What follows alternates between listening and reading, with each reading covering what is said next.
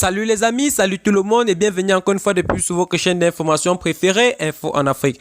Pour vous qui êtes nouveaux sur notre chaîne, n'oubliez surtout pas de vous abonner maintenant, de cliquer sur la cloche de notification pour ne pas rater nos prochaines informations. C'est parti.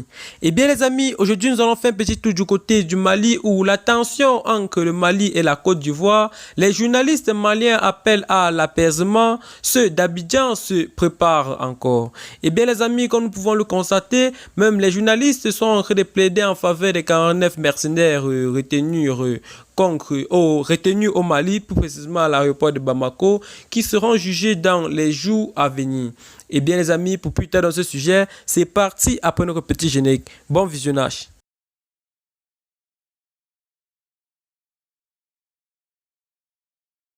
L'escalade de la violence ne doit pas passer par eux.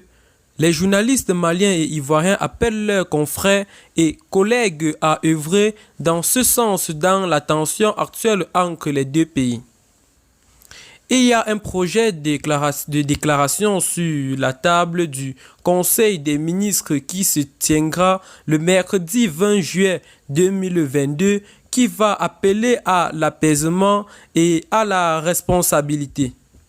Les accusations portées contre la Côte d'Ivoire dans cette affaire des 49 militaires interpellés au Mali sont assez graves.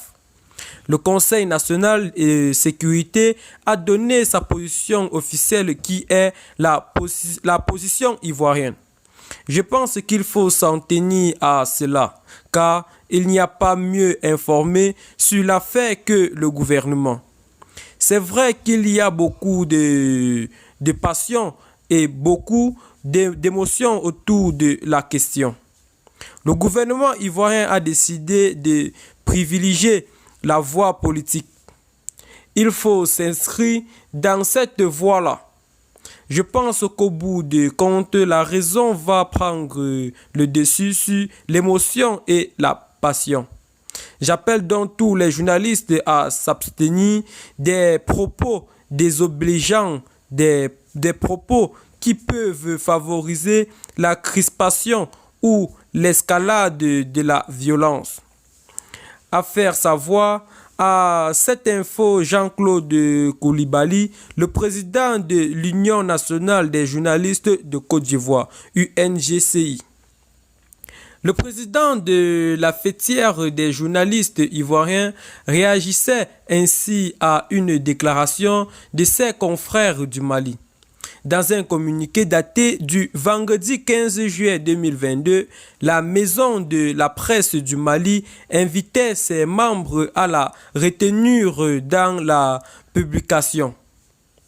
Selon Badjougou Dante, son président, son organisation a constaté que des esprits commencent à s'échauffer dans les deux pays via la presse et les réseaux sociaux.